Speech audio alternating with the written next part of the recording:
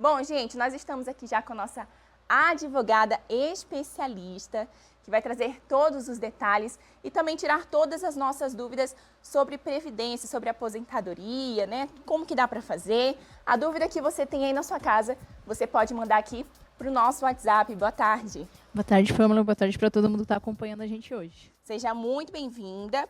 E eu já vou aqui para a nossa primeira dúvida, que é do Jair. Ele diz o seguinte: boa tarde, sofri um acidente de trabalho e estou encostado desde 2018. Fiquei com problema no joelho e estou aguardando uma cirurgia no braço. Tenho direito de me aposentar? Bem, nesse caso, né, como ele já vem recebendo o benefício do INSS, isso significa que ele vem passando por perícias e essas perícias ainda não constataram a incapacidade total. Então, provavelmente, ali a documentação que ele está levando ainda dá oportunidade para ele receber esse auxílio-doença. Ele só pode receber, né, ou pedir essa aposentadoria por invalidez se de fato houver ali uma constatação dessa incapacidade permanente. Mas isso depende muito da documentação e do médico que está acompanhando ele também. Mas se ele está recebendo ainda auxílio-doença, precisa permanecer nesse benefício. Pronto, então vamos lá então para a próxima pergunta, a pergunta da Marlene. Ela disse o seguinte: boa tarde, sou viúva e recebo pensão por morte. Se eu casar novamente, eu perco a minha pensão? Essa é uma dúvida muito comum e a resposta é não. Se essa pensão, né, por morte, ela vem do INSS, isso significa que você pode casar, pode até ter a sua própria aposentadoria. Porém, cuidado. Se essa pensão por morte ela vem de um vínculo, por exemplo, se seu esposo for militar, aí tem que tomar um pouquinho de cuidado, porque se você casar novamente, aí vai perder essa pensão. Mas se for uma pensão do regime geral, que a gente chama, né, que é do INSS, não tem problema nenhum, pode casar quantas vezes quiser. Então tem que ficar atenta somente a esse detalhe. Isso, para ver de onde veio essa pensão, né? Se for um servidor público também, dependendo, né? Se for da União, por exemplo, precisa verificar se é permitido. Mas na maioria das pensões, inclusive para servidor público, é permitido que a pessoa se case de novo e também receba a sua própria aposentadoria.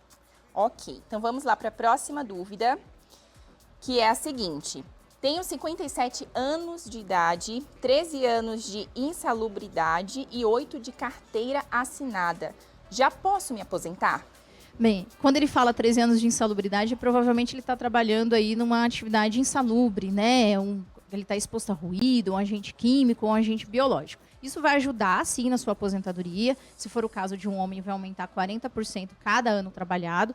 Porém, somando, né, só 13 ali com 8, ainda não está chegando perto dos 30, se for mulher, ou 35, se for homem.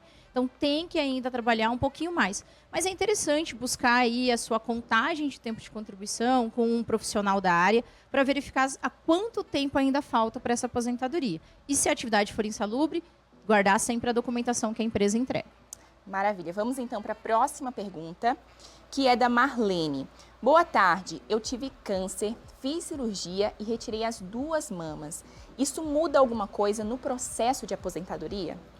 Nesses casos, né, de mulheres que houve, né, a retirada da mama, é possível aí um enquadramento como uma aposentadoria ao deficiente. Então, isso significa que essa mulher ela vai continuar trabalhando, se isso não está incapacitando ela do trabalho, e ela vai ter uma aposentadoria um pouco mais cedo, mas tem que contribuir também para o INSS. E é muito importante, né? Se essa retirada das mamas não impede de trabalhar, não dá direito ao auxílio-doença, ela vai continuar ali trabalhando. Porém, se por algum motivo, né, impede ela de trabalhar, de continuar no emprego, é possível pegar a documentação e talvez uma aposentadoria por invalidez ou até mesmo um auxílio-doença. Ok. Então, a Josi pergunta o seguinte, doutora. Boa tarde. Trabalhei no sítio dos 9 aos 16 anos sem registro. Hoje eu tenho 52 anos de idade e 22 anos de contribuição. Já posso me aposentar? Nesse caso, ela ainda não tem os 62 anos de idade e somando o sítio, né, teria que chegar aos 30 anos de contribuição. O importante é que ela fala que ela trabalhou sem provas, né, sem registro em carteira, mas talvez ela tenha alguma prova dessa atividade rural, né? A gente sempre fala que quando vai comprovar a atividade rural em família, a gente vai pegar a documentação da família, às vezes no ficha de sindicato rural. Então, talvez ela esteja perto de aposentar, mas tem que ver certinho qual que é esse tempo rural e como ela pode provar isso que ela esteve trabalhando lá. de alguma forma tem que comprovar, então, que ela teve esse tempo de trabalho. Sim, não basta só. É uma pergunta até bem interessante, né? Porque antigamente, às vezes, as pessoas só levavam as testemunhas para o INSS, né? O pessoal ia lá, declarava que a pessoa realmente trabalhou no sítio. Hoje, né, não é mais assim.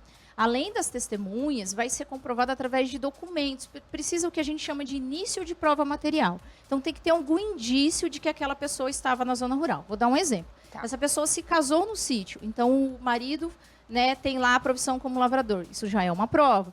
Irmãos que casaram no sítio e tem o pai como lavrador. Também é uma prova. Ficha de sindicato rural. O pai, às vezes, foi lá afiliado ao sindicato rural e tem aquela fichinha. Isso também é uma prova. Comprovantes também serviria como prova de pagamento? De que Eventualmente- recebeu daquele proprietário, por exemplo? Sim, eventualmente sim. É que é muito mais difícil, né? Como a gente brinca no sítio, é muito, ainda mais anos atrás, né?